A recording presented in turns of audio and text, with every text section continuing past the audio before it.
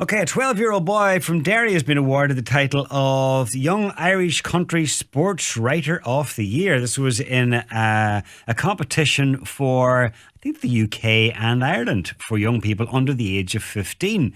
He is Luke McCourt, and he won the writing competition, which was organised by Irish Country Sports and Country Life magazine and the Great Game Fairs of Ireland, in conjunction with Tourism Northern Ireland and Antrim and Newtonabbey Borough Council.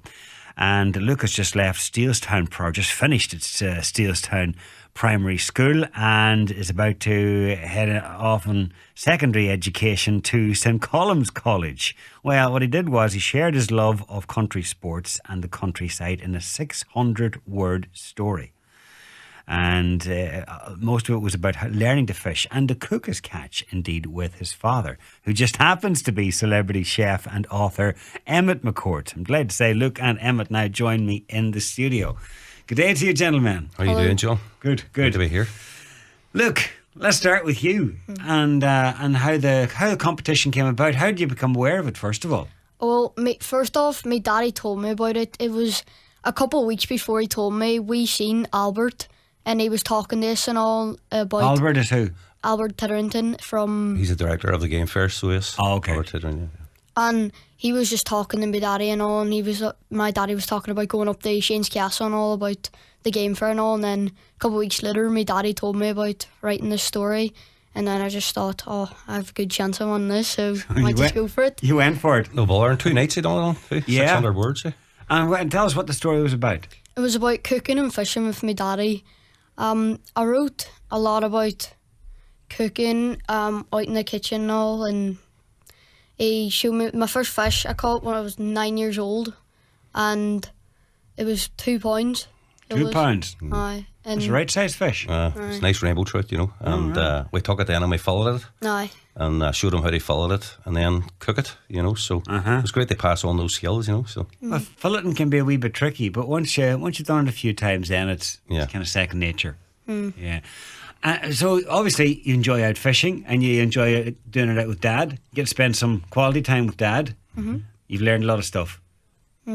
Aye, learnt a lot. Do you think you'll be as good a fisherman as your dad? Aye, maybe even better. All right.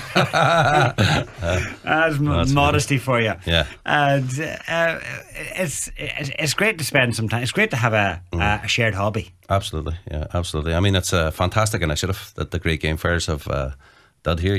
They actually put the call out. I think it was under 15s for the UK and Ireland. And for Luke, they won it. It's just fantastic. But it's a way I actually describe the story. I sent it up to Country Sports and Country Life before it, and from a child's eyes, so to speak, how they observe things. It's great to pass on those skills as well, those cooking skills.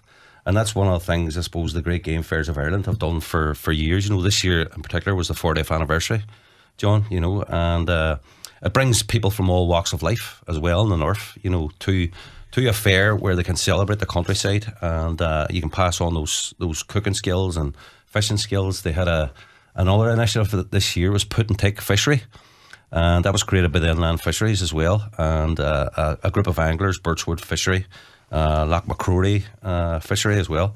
And what they did is they stocked a river there at Loch Ney, and they invited the young people like the likes of Luke and others to fish, and then thereafter they would have sent the fish to me, unfortunately, to fillet it and show them how to fillet it and cook it. So it's a massive initiative, a great initiative, and great to see passing on those skills to the younger generations. So great stuff. So Luke, what sort of fish are we chatting about when you're out on the average day with Dad? What sort of fish? But probably trout, rainbow trout and stuff like that. Is there any others? Well, mostly trout. Brown trout, mostly. Like I would do, as you know, a lot of fishing myself. I'd fish Sesha, actually, up in Dunfanaghy. I'm a member up there, go up there in the evenings, So I've always instilled that passion. Just like my father has, over the years, we used to go to Donegal during the Troubles, and it was a great release as well, getting away fishing. So my father had passed on those skills to me, and that's one of the things the judges actually highlighted, was the fact that, they could recognise the fact that father to son passing on those skills, and they all recognise it and could resonate with it, you know. So your dad passed the skills Yeah. on to you. You have now passed them on to Luke. So it's generation to generation. absolutely, Great. you know, and I think that's what the countryside and the country life is all about, really. Passing on those skills that have been lost too, you know. Absolutely. Yeah. And I mean, I'm sure there's bodies and groups and associations that you could go to and you could get taught, but there's nothing like teaching your own son to fish. Absolutely, you know. With all the variances and the skills and stuff that go with it. What's this weather like for fishing? Oh well, it's good, great in the evenings. Like it's a bit too hot at the minute, you know. Obviously too bright in it. But if you're on the brown trout, you know, in the evenings, and I was just looking at the temperature there last night. It was like 25 degrees at 10 o'clock at night, you know. So you could fish on there about 2 o'clock in the morning, you know. No bother. And maybe the evening rise will get a bit later, but no, it's great. It's, you know, it really is. Like, we obviously need a bit of rain too for the salmon men as well, you know. So Yeah, absolutely. but no, it's great, as I say. And I hope Luke passes on those skills again to his sons, Well, hopefully in the future, you know. Through time, yeah. And you actually like fish. You then you're able to fill it obviously, and cook. But do you eat the fish? Aye, I do.